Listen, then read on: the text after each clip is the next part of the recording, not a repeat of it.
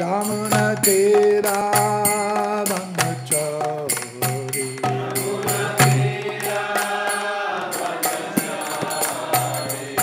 Jaya Radha Madhava Kunja Bihari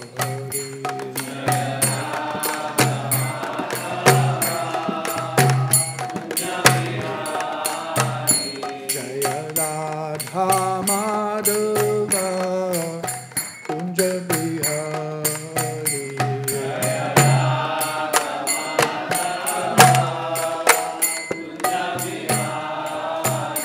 Jaya Radha Madhava Kunja Bihari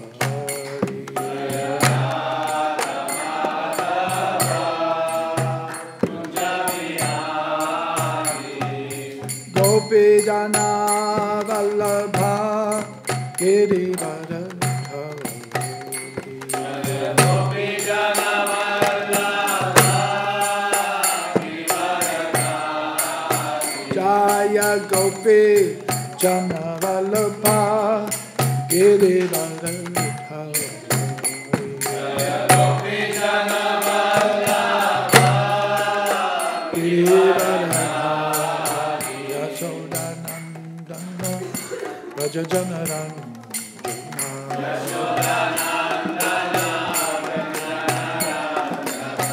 Yasodanandana Rajajanarandana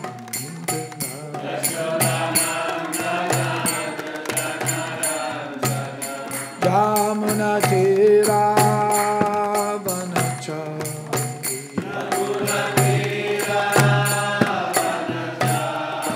Jamuna Tera Vanachari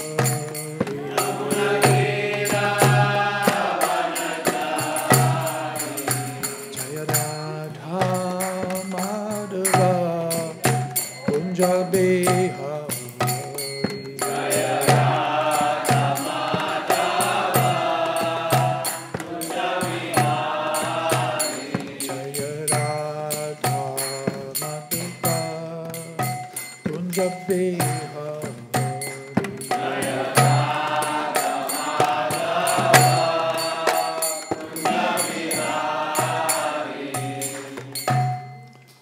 Jaya Vishnupad Paramahamsa Parivadikacharya Asto Tadasati Śrīmad His Divine Grace A.C. Bhaktivedanta Swami Maharaj Srila Prabhupada Ki Jaya Vishnupad Paramahamsa Parivadikacharya Asto Tadasati Śrīmad Srila Bhaktivedanta Saraswati Thakur Prabhupada Ki Ananta Koti Vaishnava Vrinda Ki Namacharya Srila Haridas Thakur Ki Prince Ho Sri Krishna Chaitanya Prabhu Nityananda Sri Advaita Gadadhara Sivasadi Gaura Bhaktivinoda Ki Jai Sri Sri Radha Krishna Gopa Gopinath Shama Kunda Radha Kunda Giri Govardhana Ki Sri Vrindavan Dham Ki Mayapura Navadvita Dham Ki Sri Purushottam Chitra Ki Sri Ganga Mai Ki Jai Sri Jamuna Mai Ki Jai Bhakti Devi Ki Jai Tulsi Devi Maharani Ki Jai Grantaraj Śrīmad Bhāgavatam Ki Jai. Oh, glories to the assembled devotees. Oh, glories to the assembled devotees. Oh, glories to the assembled devotees. Oh, glories to Sri Sri Guru and Gauranga. Oh, glories to Sri Prabhupada.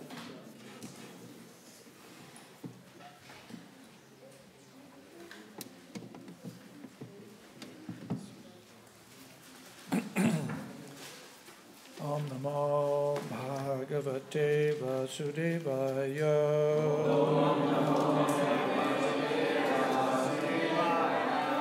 Om Namo Bhagavate Vasudevaya.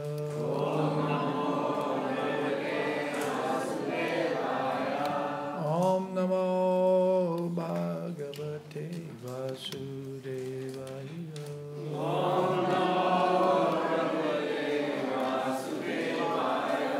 Om Namo Bhagavate Vasudevaya.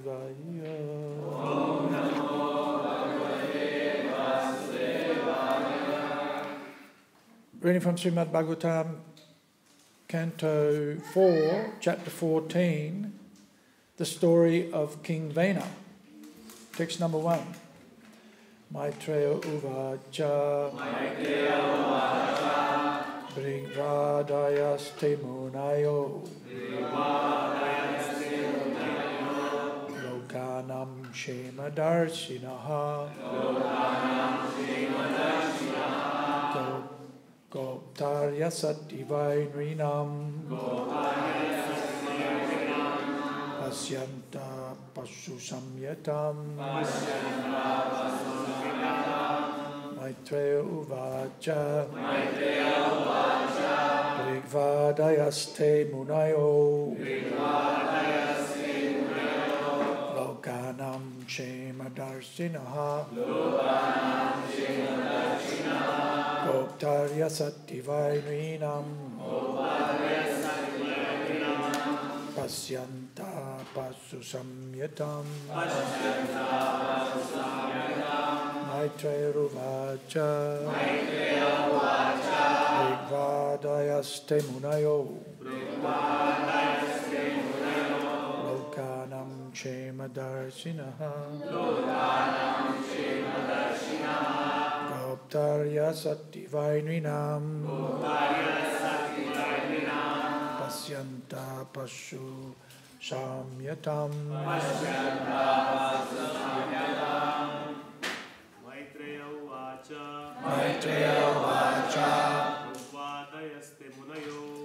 Brihvadayaste munayo Lokanam Shemadarshinaha Goptarya Satdivainrinam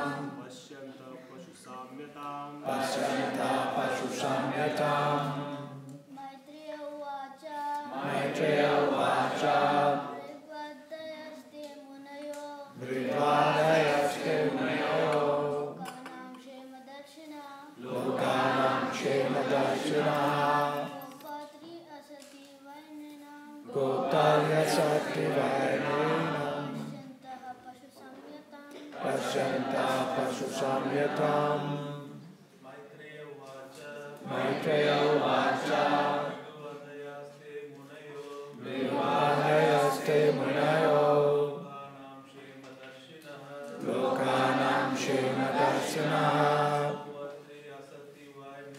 Goptarya Satdivainrinam Pasyanta Pasu Samyatam Maitreya Uvacha Brihvadayaste munayo Lokanam Shemadarshinaha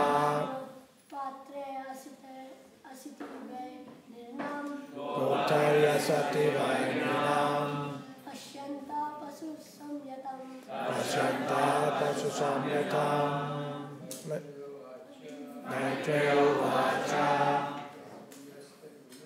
Brihvadayaste munayo Lokanam Shemadarshinaha Goptarya Satdivainrinam Pasyanta Pasu Samyatam. Ladies. Maitreya Uvacha Brihvadayaste munayo Lokanam Shemadarshinaha Goptarya Satdivainrinam Pasyanta Pasu Samyatam Maitreya Uvacha Brihvadayaste munayo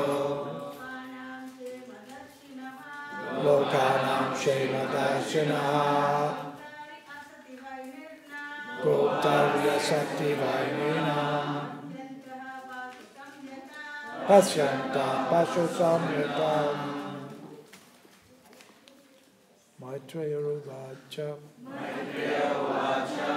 The great sage Maitreya continued. Bhrigu Adayaha, headed by Bhrigu. Te, all of them. Munayo, the great sages. Lokanam, of the people.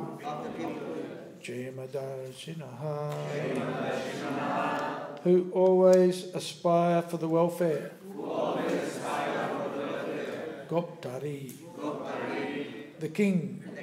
Asati, being absent. Vai, certainly. Nrinam, of all the citizens. Pashyantaha, having understood. Pashu samyatam, existence on the level of the animals.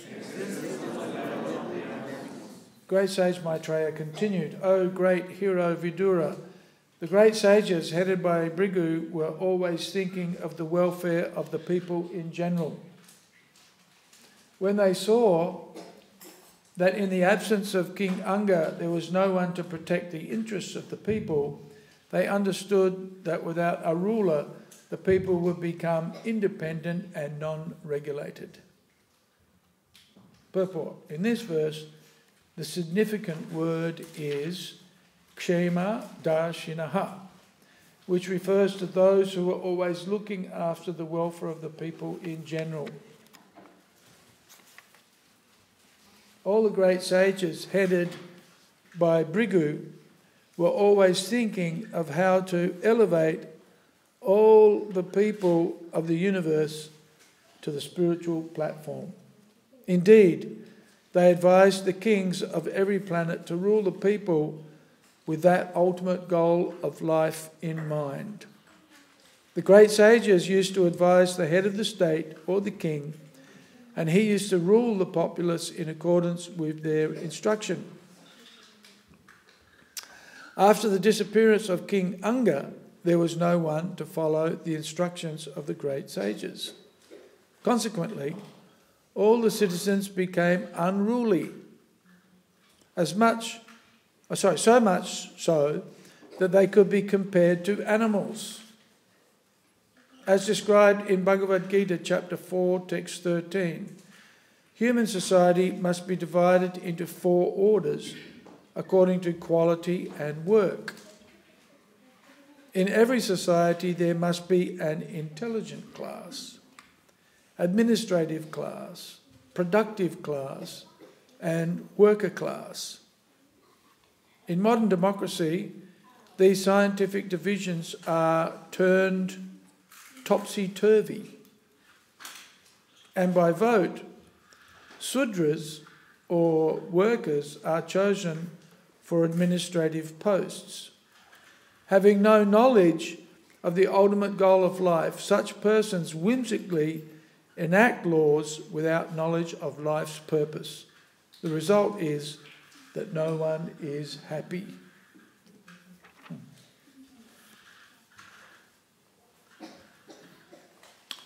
Om Jnanatimirandasya Gyananjana Salakaya Chakshurunmilitam Jena Tasmai Shri Guruve Namaha Shri Chaitanya Manobhistam Stapitam Jena Bhutale Swayam Rupa Kadamahyam Tadati Swapadantikam Mukam Karoti Vachalam Pangum Langhayate Garim Yat Kripa Tamaham Bande Shri Gurum Dinatarinam.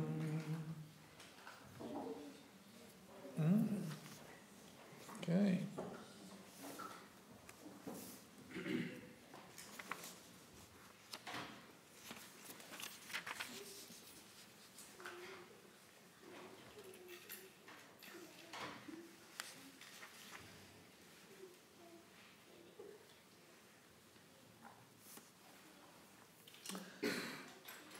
So the significant word is what? Does anybody remember without looking at their iPhones? You're looking at your phone. Not at the script. Kshema Darshanaha. Kshema. Kshema means welfare, benefit, long-term benefit. We have the word Shreyas. Prayas and Shreyas. Short-term benefit, long-term benefit. Kshema darshanaha. That means they're always looking for the long-term benefit of the citizens. Lokanam. Who's that? Who's looking for the benefit of the citizens? Munaya, or here Munaya, the great sages, headed up by Brigvadayas, beginning with Brigu Muni. So, who's talking? Hey. Who's in charge of those two? Nobody. Okay. Somebody just... Anyway, keep an eye on them. So...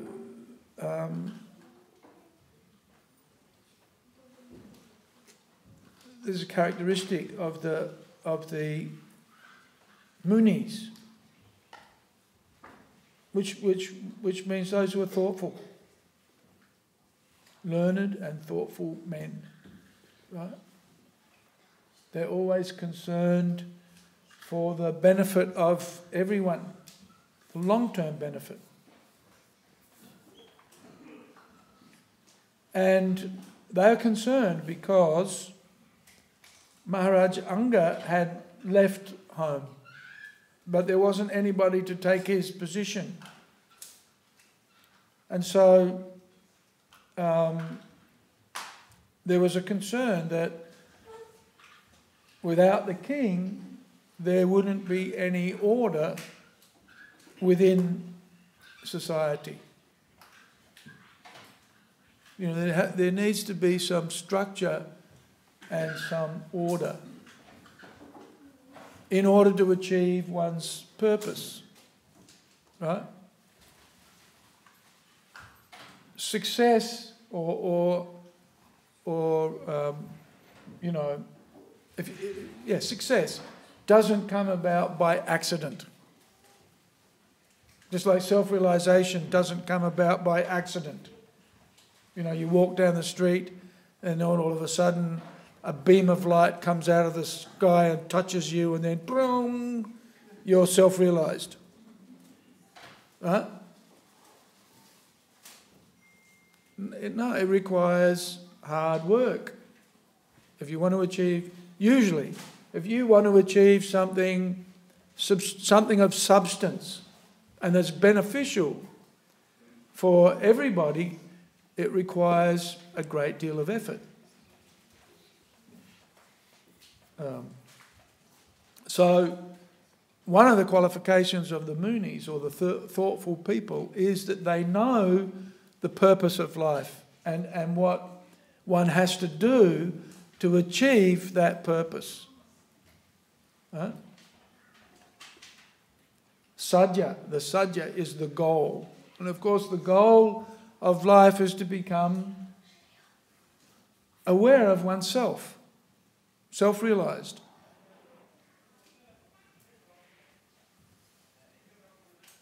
And one needs to know the means by which one can achieve self-realization. It's a process. It's not haphazard. We can see, if we look at the creation, we can see it has, there's a system for a start. There's a system. The sun comes up, the sun goes down, the stars move, the seasons move. There's a cycle of actions and reactions that take place in a consistent and ordered fashion. There's structure. You know, my friends used to tell me, God doesn't exist.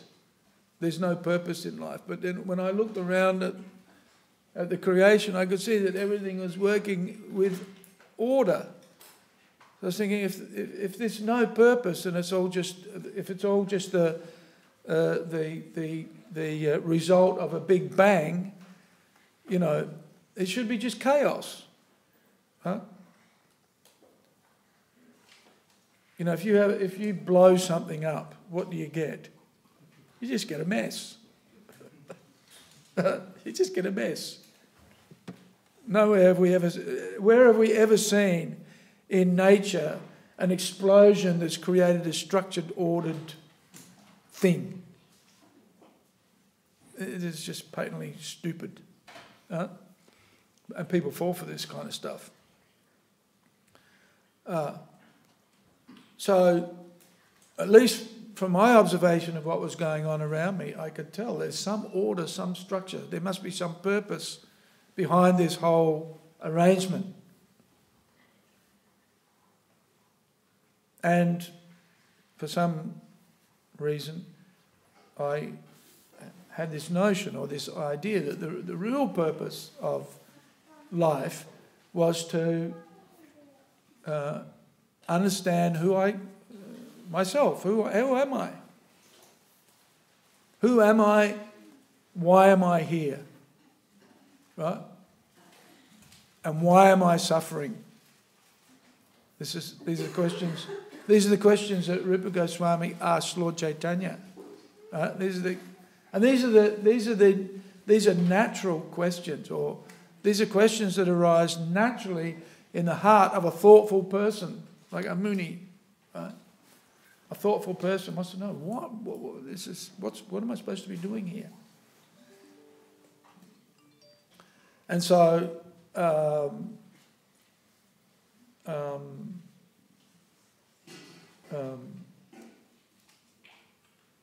in the association of the thoughtful men and women, the thoughtful devotees, actually, one is able to learn the purpose of life.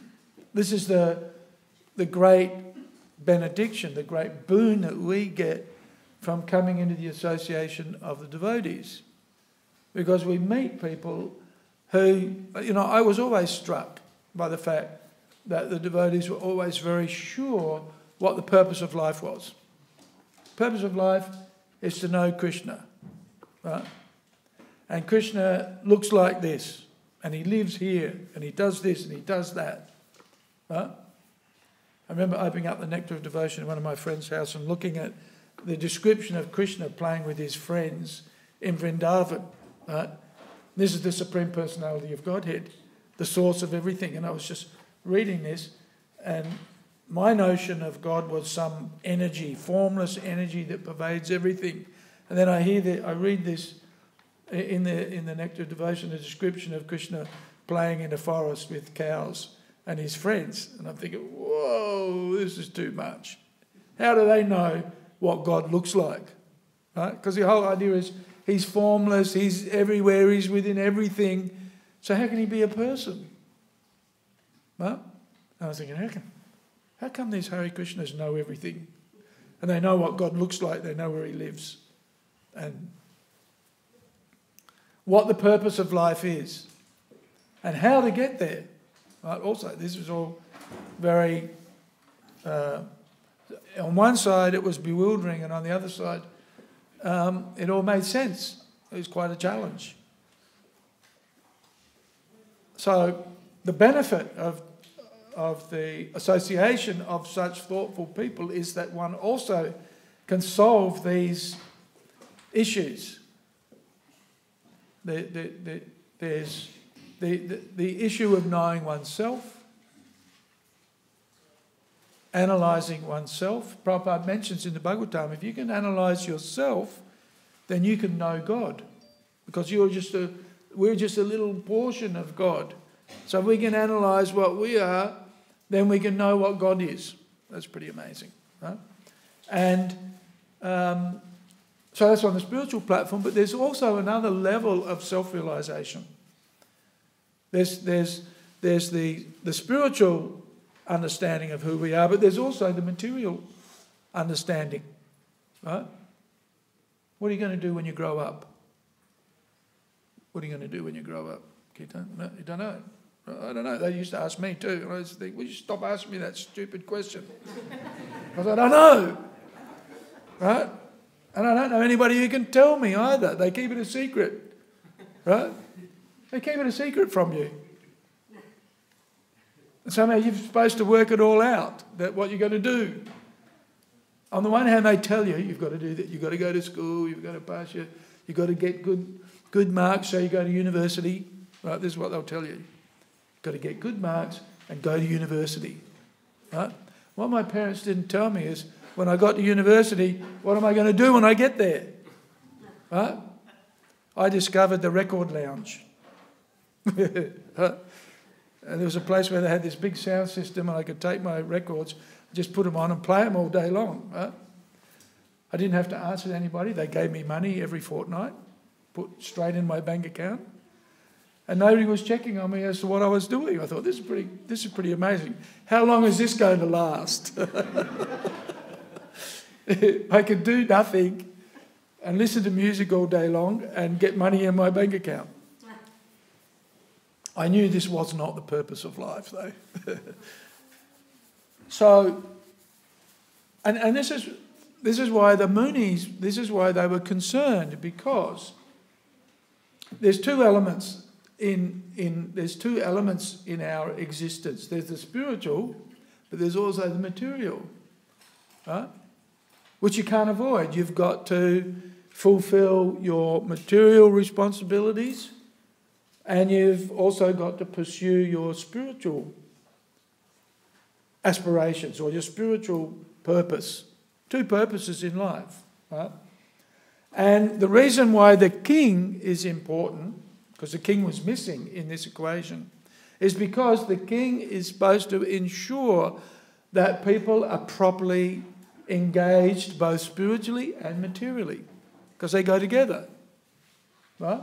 You can't divorce one from the other. You have to put the two practically together in order to pursue success at both levels. And so that's why the king is important and the sages are important, because the sages are able to give guidance to the administrators, or the Kshatriyas, the Brahmanas, those who understand the process of combining both the spiritual and the material, so that one arrives at the ultimate destination, which is self-realization, and all of the ramifications, all the corollaries that come from that, plus proper engagement in one's what we might call material duties. Now, the interesting thing is that when those material duties are properly balanced and one is making progress in spiritual life, then they're not material duties anymore. This is the interesting thing, that one's life, if focused on making spiritual progress, then all of those activities that support it also become spiritualized. So there's a science, there's a system, there's a process for doing this. And the Munis knew that it was dependent on a good king. And a good king being a person who respects the sadhus and spiritual principles. The Shastra knows then how to organize society and seeks advice from the sadhus, or the saintly, the Vaishnavas, effectively, right? And then who organises and structures society in such a way so that people are properly engaged. And so we have a description of a rough description of, or a broad description, general description of the head being the brahmanas, the arms being this is the social body. For the social body to be healthy, if your body is healthy, what do you need? You need a head that's got a brain in it. Right? In this day and age, not easy to find. Right? Because it's all clouded up with stupidity. And arms, torso, body, and legs, right? We need all of these features to have a healthy body. So society is structured in such a way so that the devotees are the head of society, because they know ultimately the purpose is self-realization, not material acquisition. Although material acquisition is not rejected out of hand, because we all have ahara nidya bhaya maitunam cha, right? Eating, sleeping, mating and defending. We all need to eat. We all need to sleep. I was feeling very happy yesterday, actually. I was wondering, how come I was feeling so happy? And then I looked at my Fitbit and it said I slept for 7 hours. Usually, if I look at my Fitbit, it says 3 hours or 4 hours, or, because it doesn't, because you're restless and it thinks you haven't gone to sleep. I thought I went to bed at 10 o'clock. It says I went to bed at 1 o'clock. I'm thinking, what's going on here? But anyway, I was feeling really good yesterday. I thought, what's going on here? And then I looked, 7 hours sleep. I thought, oh, okay. So you need sleep, right? The more sleep you get, the better. Well, make sure you get enough sleep, right?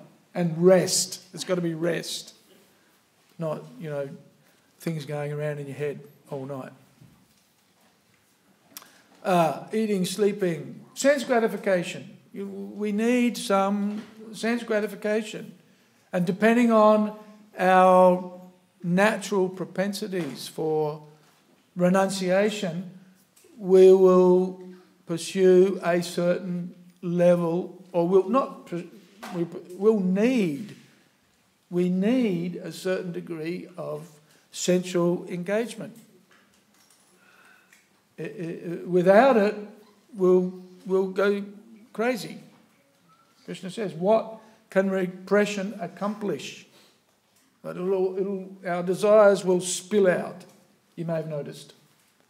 We try to be renounced, but what happens? Right? Even though the Hare Krishnas in Melbourne get so much prasadam to eat, they still have to steal, and they can't eat. It's Janmashtami. Despite Rupa Goswami tells us, Achahara, over-collecting destroys devotion, right? We have to steal the maha and stash it somewhere. And you can't even eat it at the midnight feast. You've got to keep it until the next day. Right? So, like I say, what will repression accomplish? Nothing. I mentioned this the other day in class, but I'll say it again. The deepest meditation on Krishna that I saw on Janmashtami was after the midnight feast was served. And there were just devotees all around the temple, and they're all just sitting there, deeply meditating on the prasadam. Right? Also thinking about the maha they're going to have tomorrow. So, eating, sleeping, sense gratification, and defending. Basically, animal propensities. These are the animal propensities. And because we've got a material body, we'll have those propensities to a greater or a lesser degree, depending on our piety, actually, our advancement. So, the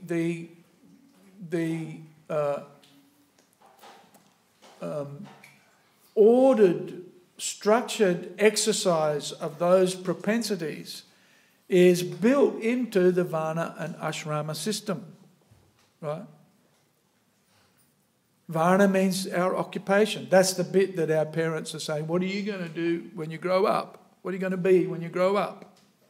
It'll be something that's natural to you or natural to us. Because, you can be working in a job and you can do it, but if it's not to your nature, you'll hate it. Anybody been engaged in doing something that you don't like? We do it all the time. Yeah, we do it all the time. But we do it because we have to. We're forced to do it. But generally that doesn't make us happy. When a person is engaged according to their natural propensities, their varna, then even though it's routine, right, it's something that we do regularly, you'll be happy doing it, settled, satisfied doing it. This is why people go crazy. They doing the same thing, they don't like it, and then they explode. Oh, I hate this, and I hate the world. I hate everything. So the Varnashram system is meant to help us, and this is what education is really all about, or should be all about, is, well, first of all, teaching us that we're not the body, that we're spirit soul. But then, okay, I'm not the body, but I've got a body. And this is our philosophy, Beda Abeda Tattva, right? Inconceivable. That I'm not the body, but at the same time, I've got a body. Huh? You're not the body? Well, okay, that's all right, but hang on, what's all this? So I am the body also. So then what do we do with the body? Well, we work out what our natural propensities are so that we then engage those in things that we do occupationally and which we'll be happy and satisfied doing, and will be productive for ourselves and for the rest of society. And in a structured and ordered society, usually the children inherit. This is why we have, we hear it in the Vedic culture of towns and cities organised in such a way so that we had the Brahmanas here, Kshatriyas there, Vaishyas and the Sudras. And so there wasn't mixing. And so the natural propensities of the individuals were inherited from the parents. And the occupation was inherited from the parents. Even the education came from just working with the parents. Right? And of course, going to the Gurukul or going to the instruction received from the Brahmanas in relationship to cultivating our spiritual identity. But in this day and age, it's forgotten, or it's not clearly understood. We send children to school, but it's kind of everybody's got to go to university, although that's not how it used to be when I was a kid, actually. When we were living in Port Pirie, there were 2 high schools, and Port Pirie was a railway town. We had the smelters, the BHAS smelters, and that's where the lead and the zinc came from Broken Hill into Port Pirie and into the smelters, and that's where they would get the zinc and the lead out. So it was an industrial town, right? Same with Whyalla and same with Port Augusta. They were actually all industrial towns, but also in a rural region. And so in Port Pirie we had a high school and a technical high school, right? And in the high school, we did subjects like Latin. I did Latin and French, right? But you didn't get Latin and French in the tech high school. And we used to go to the tech high school. In first year, we went to tech high school to do art and to do tech drawing, which I like to do. I wasn't that good of an artist, but I like to be able to, do diagrams of nuts and bolts and stuff. That's what they train you to do. So there was a consideration. And in fact, in Whyalla, where my father went to school, they didn't have a high school, they just had a tech high. Right? That's where they trained the carpenters and the plumbers and the electricians and the accountants and so forth in technical work. So there was a recognition of the fact that, okay, there's more academic, so you could say, Brahminical, notionally, although, kids in a country, Australian town, not many Brahmanas, I don't think, judged by their behaviour on the weekend.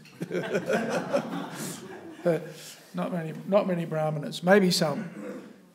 And then there was the tech, and the tech's high school, and that's where the apprentices came out of the tradespeople. Right? So there was even in Western society, even now probably, there's a recognition of the fact that there are different propensities for different types of people. And of course the Bhagavatam and the Bhagavad Gita, Prabhupada says here, what was that verse? 4 something? 13 or... 4:13. Human society must be divided into 4 orders according to quality and work. Right? So generally speaking, those in the mode of goodness are the Brahmanas, mixed goodness and passion, the Kshatriyas, passion, primarily the Vaishyas, and more ignorance than anything, the Sudras. So in that way, then the natural propensities, and the king has to understand this science, and of course he gets that from the Brahmanas, from the devotees. Ideally, the Brahmanas are the learned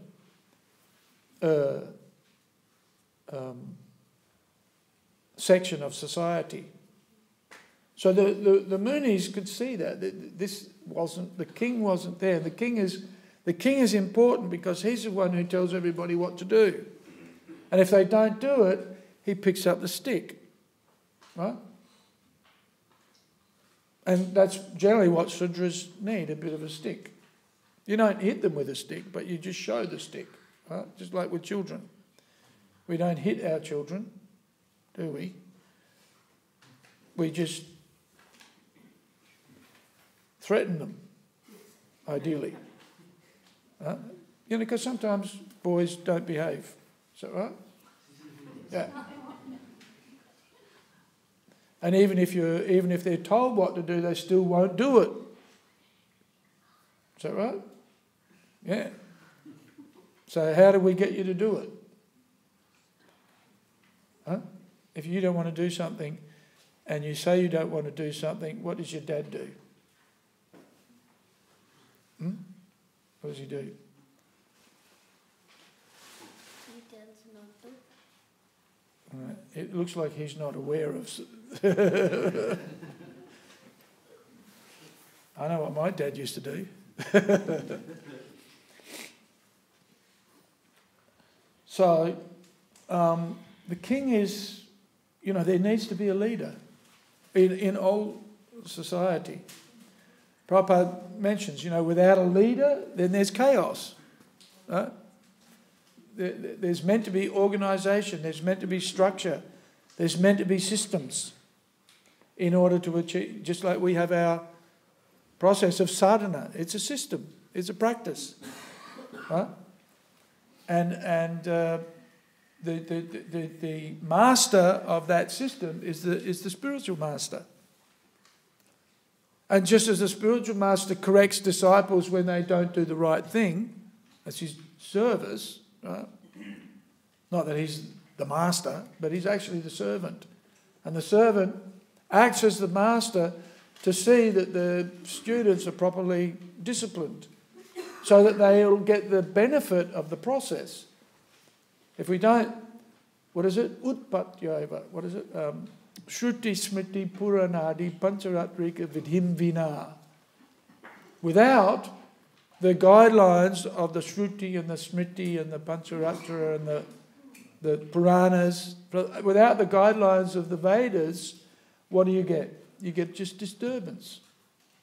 And so that's what the rishis could see. No king, nobody supervising. That means people will just do what they like. Right?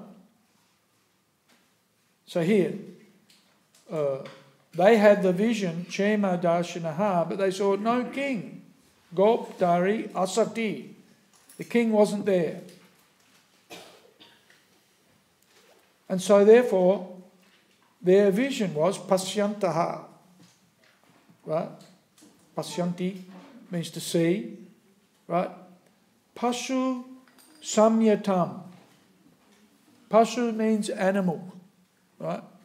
And Samyatam means as good as animals. Sam means the same as. Right? So they could see, without the king, the citizens are just going to be behaving like a bunch of animals. Right? And that's what we've got in society today.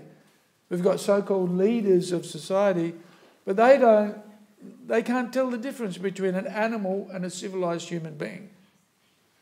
In fact, their job is facilitating the animals, because if they facilitate the animals, they get their vote. Right? This is why Prabhupada didn't like democracy, because you pander to the LCD. You know what the LCD is? Anybody know what the LCD is? Didn't you do math in primary school? LCD. Lowest common denominator. Very good. Go to the top of the class. Right? And what's the lowest common denominator in modern society? What is it? Sex and drugs and Bollywood. In India. Right? In Australia, sex and drugs and footy. Yeah, the footy. Footy. And, it's footy, it's finals at the moment, so everybody's into the footy. Interesting, in football, there are some principles that we can take advantage of even in spiritual life. Like, the commentators say, you've got to be in it for the good of the team, right? Etc. So many things. We can learn something, a Vaishnava can take even gold from a filthy place. Right? So, Pasu Samyatam, behaving like animals, is not for the ultimate benefit of the citizens. And so, and this is why Prabhupada preferred a Krishna-conscious king, right? What we would call a dictator. And why people are attracted to persons like a Mr. Chump, right? This is what the Chinese call Trump, Mr. Chump.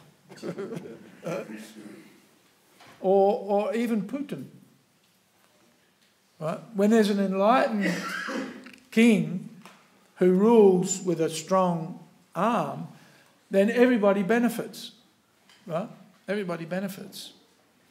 So that's why, a monarch, well-educated and well-trained, who understands spiritual principles, is the ideal system. It's Krishna's system, actually. But because in Kali Yuga, the Kshatriyas, because the Brahmanas became corrupt, then there wasn't anybody to keep an eye on the Kshatriyas, who became even more corrupt. Right? And so now, the politicians proclaim that they're here for our benefit. Right? We just had a change of Prime Minister. And so the new Prime Minister says, it's all Team Australia. We're thinking, ho-hum. Why did you change a man who was the most popular and the most competent leader that we've had for some time, and you just rolled him? What did you do that for? If you were for our benefit, then you wouldn't be doing silly things like we witnessed a few weeks ago. People scratching their heads, what are these guys doing? And all of the commentators are saying, this is just purely politics, personal motivation. They're not concerned about the welfare of the country. They're only concerned about themselves. Right? Whereas the vision of the Munis is actual looking for the real welfare and the real benefit of the citizens. What is it? Reality distinguished from illusion for the benefit of all. This is the beginning of the Śrīmad Bhāgavatam. Dharma projita kaitavotra. Kick out cheating. Right? Kick out cheats. This is what the populace wants to do. This is the mood now. People are so disgusted with democracy, they just want to kick out all politicians. Right? This is how people feel. These guys are just in it for themselves. Or for, who knows,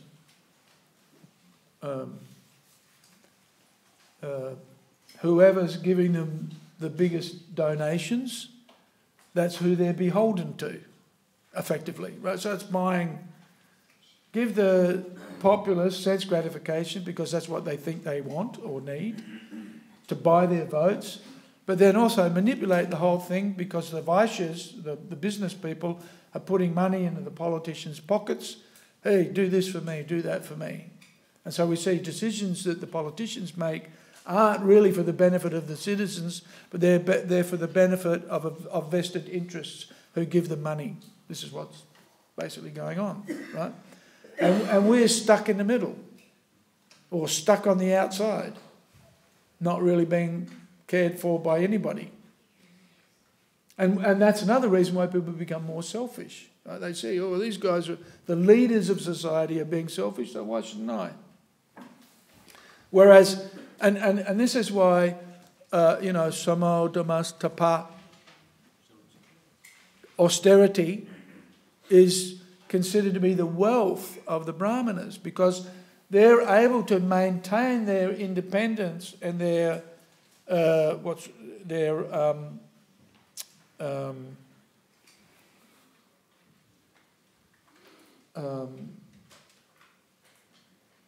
they can be free from influence because they're happy doing their bhajan.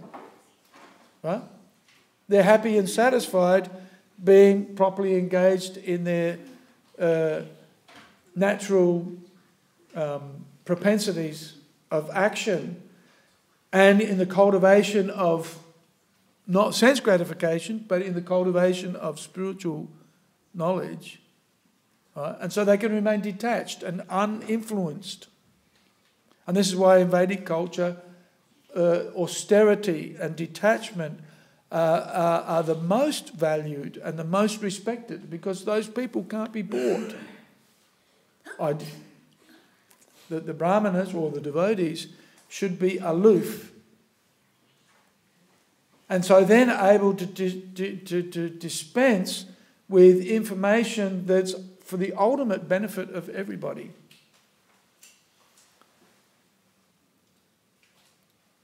They can't be bought. They remain independent, and their focus is on spiritual cultivation, spiritual practice, and so they'll be naturally detached. And if they give somebody information that they don't like, at least they present it nicely, right? Presentation of truth is always done in such a way so that it's palatable to others, or sweet to the ear, but putting it into practice might be another thing. Right? We can explain to people, here's why we follow the regulative principles. And they'll say, yeah, that sounds really good. But then when we observe their behaviour, we see they can't do it, right? But that's why the Brahminical class is the head of society, because they're equipoised, samo, dhammas, sense control, austere, socham, cleanliness, clean. What else is there? Samo dhammastapa socham, jnanam, no. What's the next? Ahimsa. Is it? Arajavam, simplicity. Right? Chantir, tolerant. Right? Tolerant. Jnanam, learned. Vijnanam, learned, but also knows how to apply the knowledge. There's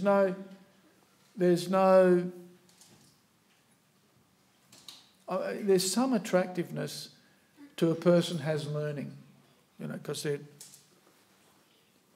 but there's one thing to sprout something, there's another thing to look after it and to nurture it and have it grow, and that's vijnanam. No, understanding the learning, but then being able to put it into practice is so important. Sometimes we find in ISKCON that there are devotees who are quite learned, but it is very theoretical. And then, say, if you put them into a managerial position, they make a mess of everything. So sometimes it's said, keep the brahmanas out of management, because it's just theory. But a brahmana needs to know the theory, but then you've got to also put it into practice so that it works. Right? No point in having a mess. So the level of a brahmana, even of a Vaishnava is better than brahmana. Right? The reason why we give the Brahman thread to the devotees is because the Vaishnava is better than a brahmana.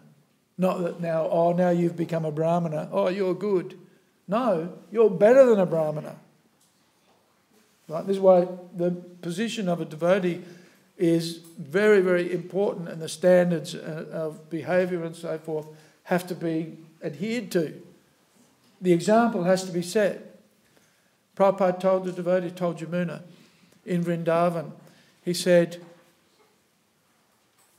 if you don't follow these principles of behaviour, you won't be criticised, but they'll criticise me. Yeah? They'll criticise me. So, and it was very hard for Yamuna, because Prabhupada was giving Yamuna duties such as being part of the temple construction, constructing the altar, designing the altar, purchasing the deities, getting all of the clothes made. So she was in effect, she had to go and do business.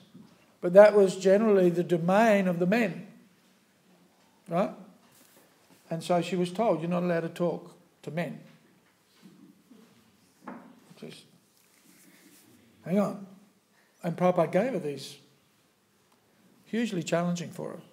And this is when the devotees first lived in Vrindavan.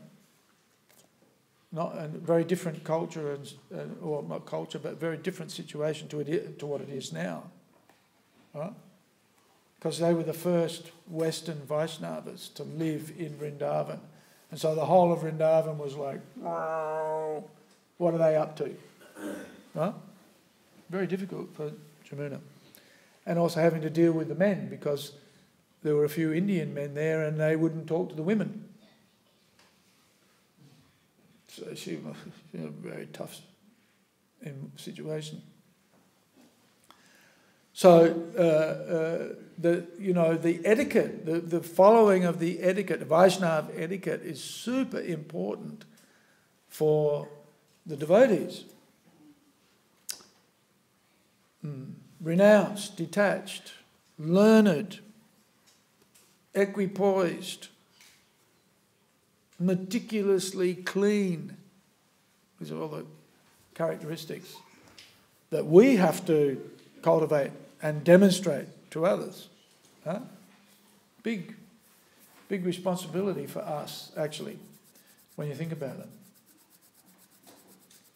And then we're in a position, we should be, ideally, we're in a position then to instruct the Kshatriyas who are going to get everything done.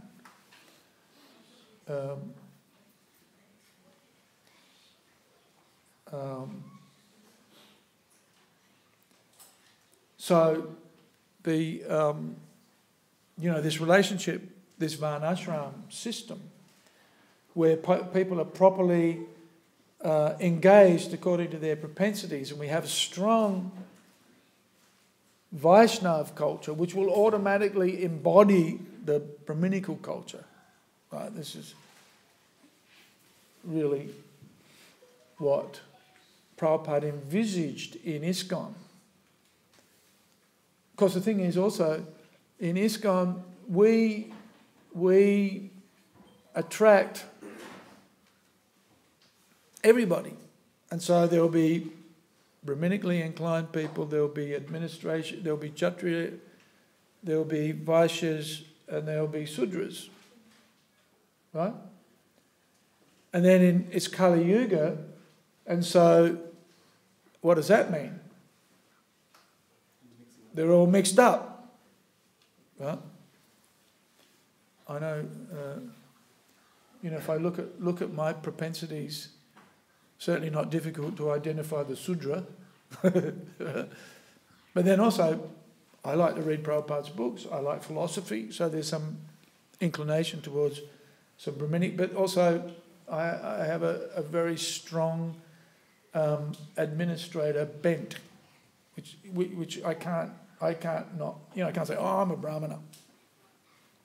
No, but I'm not, because I also like to organise things. I like to tell people what to do. Right? I learned it from my father. He liked to do that too. Huh?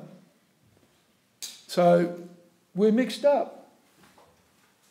We're mixed up. Not a particularly good Vaishya. I have many friends who are much better Vaishyas than me. So, but nevertheless, we need to recognise in ourselves, and usually we do that with the assistance of others, what our natural propensities are. This is self-realisation. There's a spiritual side, but there's also understanding our material propensities. Right?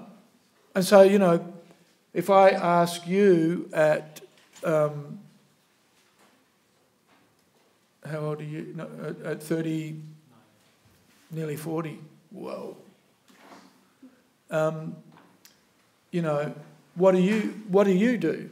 And you say, oh, I don't know what I'm supposed to do. Right? Then there's a problem. Right? People, we should know by age 23, 24, 25, we should know what we're good at doing. And usually that will have been worked out for us in any case, very often. Now, so if we want to find out whether a person is a Brahmana, Kshatriya, Vaishya or Sudra, ask them, what's your job?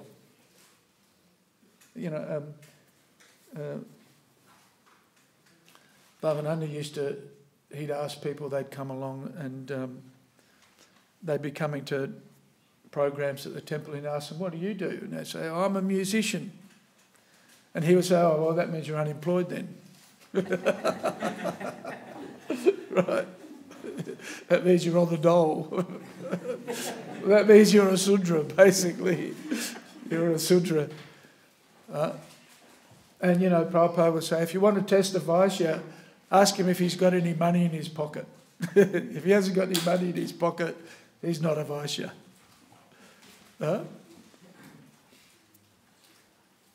You see people in India, when they pull out their money and they've got this big wad of rupees. right? Because in India, if you've got money, you've got a big wad of rupees. So,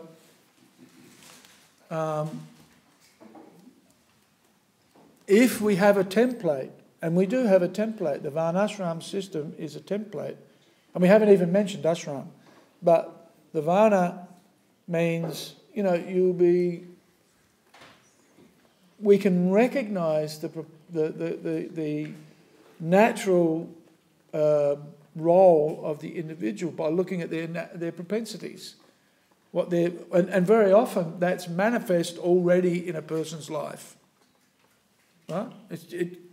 By the time a person has gone through, prep and primary school, infant school, primary school, high school, university, or some, at that point in our careers at 18, 19, 20, we're being trained, ideally, we're being trained in recognition of the propensities that we have, right? And so then naturally that's being fine-tuned and enhanced. So that by the time a person is, and this is where the ashram comes in, by the time a person reaches marriageable age and to move into the household ashram, they've had their occupational and vocational training applied to them according to their propensities. This is the ideal running of the educational system. Again, that's why the king is needed. The administration is needed to make sure that there are educational programs so that the young men and women will be trained according to their propensities and their natural tendency to act. Then they'll be happy. This is how you get a happy society where people are actually doing the things that they're naturally inclined to do. Push them into put a square peg in a round hole and you've got a mess. And that's why society is such a mess today, because we're trying to squeeze people into the wrong things. So this is the vision of the Vaishnavas. Should be. Even we have difficulty working out, Varna and ashram, how are we going to do this? Although in most cases it works itself out naturally. And also we see the natural tendencies, the natural Brahminical tendencies come out in the devotees. You see it in their ability to understand the philosophy, in their ability to sit and chant Hare Krishna. Well, this is a Brahminical activity. And in fact, we're trying to make everybody into Brahmanas. Right? Even the Sudras can become Brahmanas. There's no actual restriction. And so it's very interesting how our culture is primarily Brahminical culture. Right? Rise early in the morning. Take a bath. Offer prayers to the spiritual master. Right? This is what we do. Then worship and spiritual master and ultimately Krishna. Right? Sri Vigrahara, Dana Nityanana, etc. So, and then for 2 hours there's either puja being performed or what are we doing? Hare Krishna, Hare Krishna, Krishna Krishna, Hare Hare, Hare Ram, Hare Ram, Ram Ram, Hare Hare. Right? That sound. There's nothing so mystical as hearing the sound of the devotees chanting japa in the temple room. There's this sound. Right? It's like, whoa, wow, that's far out. Huh? Then again, worship the deity, worship the spiritual master, hear the Śrīmad Bhāgavatam. Right, this is all it's Vaishnava culture, but Vaishnava culture automatically has Brahminical culture in it. Automatically. So that we all do. So that means we're all cultivating our Brahminical side. Right? But after breakfast, what do? we then take our natural propensities and engage them. Because we're not all going to be brahmanas for the rest of the day, right? It's tough enough, to get to to get to the end of class, right? You're thinking, oh boy, 9 o'clock, let's have something to eat. Right? But even that propensity to be like an animal is engaged by taking prasadam, right? We take prasadam. But then, that's when, and after that, then the passion really kicks in, right? And that's where our natural propensity to act will come out strong. You can't repress it, right? And so that's why we go and do our right? And actually, this is where we'll have, just thinking about this is where we'll have challenge in modern society because, they want to make the men and the women equal, right? But generally speaking, in a Vedic culture, there's a recognition, or there's a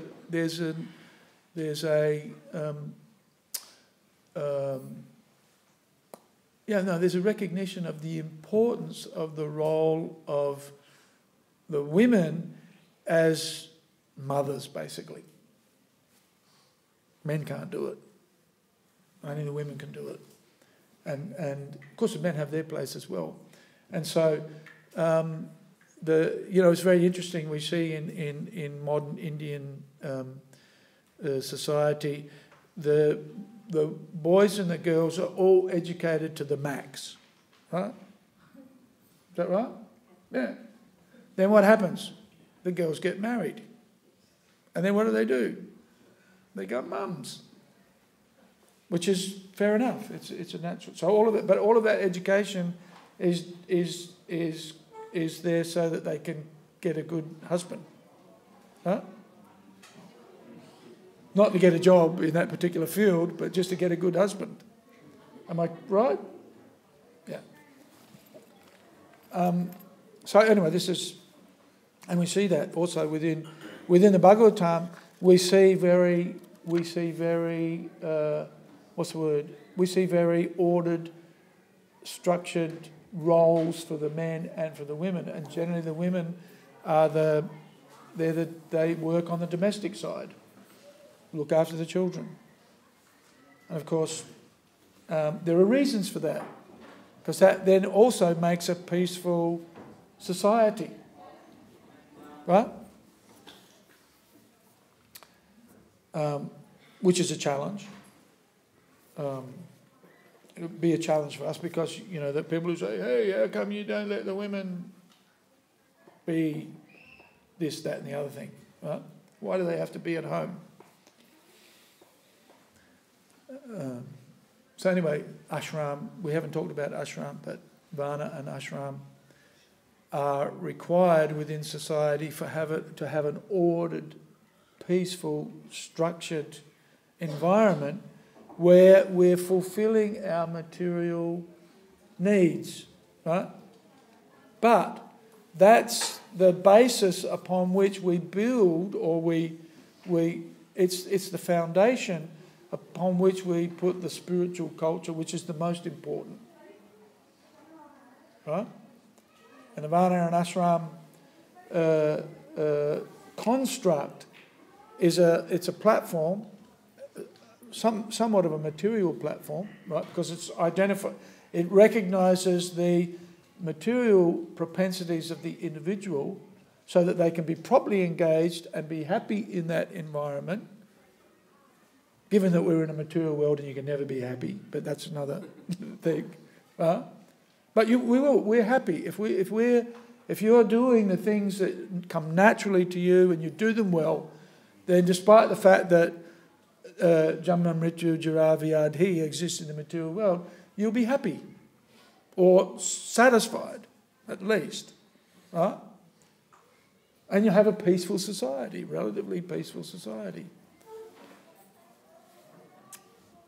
That supports a real peaceful society when, the main focus or the reality that's presented by the Vaishnavas and the Brahmanas is, all of that is meant to support our pursuit of spiritual culture, which is what we're doing in ISKCON. Pursuing spiritual culture, not only pursuing spiritual culture because that can become a bit selfish, but pursuing spiritual culture with an eye to giving it to others. Right? Not that we just want to become self-realised and, I'm out. Right? And so you see that with Srila Prabhupada. Dynamic, active, always, and this is this reality distinguished from illusion for the benefit of all. It's giving Krishna consciousness to others as well. That's the real measure of our spiritual culture, and our community too, for that matter, is how we learn and cultivate these qualities and characteristics within ourselves, individually and as a group, but then as a group, how we give that to others. This is the spiritual culture that Srila Prabhupada envisaged for ISKCON, right? That we cultivate Brahminical culture in our morning programs and evening programs, that we demonstrate sanity, right, and competency and stability in our pursuit of our occupational duties.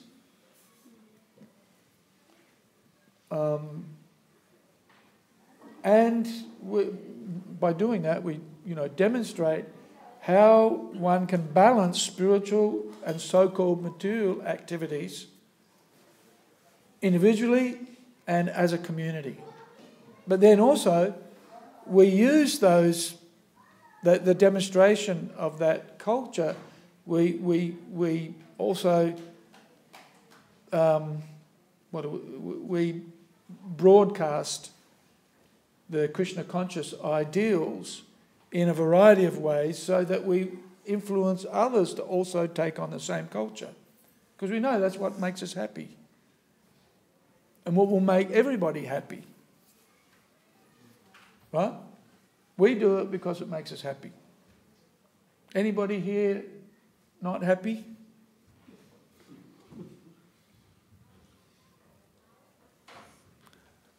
Nobody's going to put their hand up and admit it. I'm not happy. In the material world, I am not happy. But when I'm in the association of the devotees, I am happy. Right?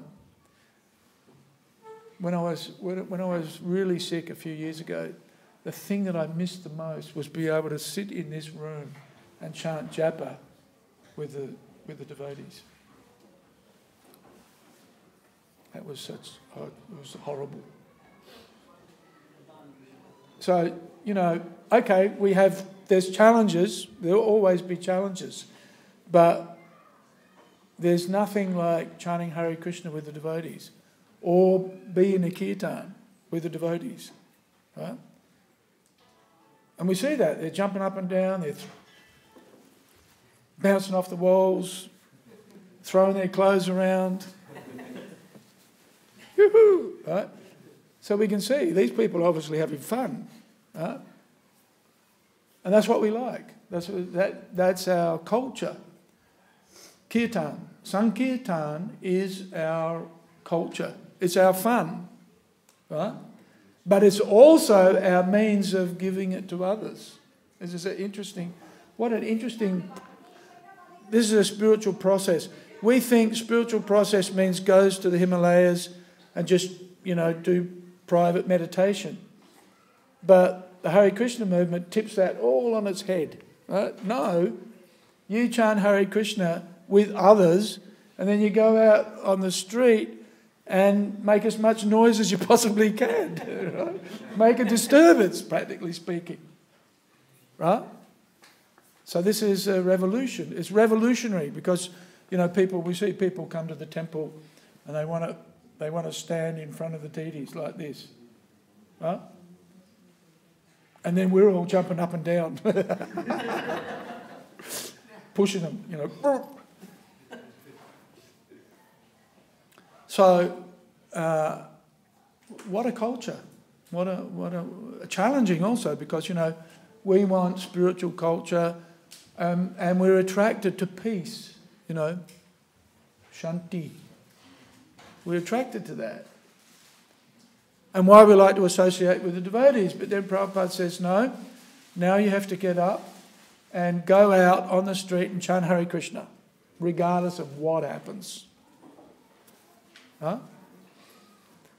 And that's also part of that spiritual culture and is actually part of what makes us peaceful and happy and satisfied. So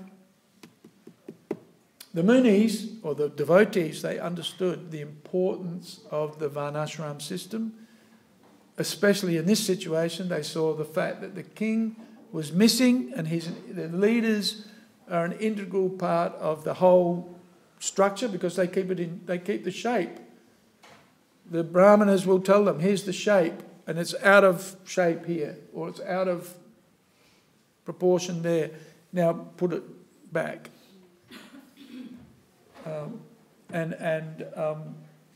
So they were concerned for the welfare of everybody.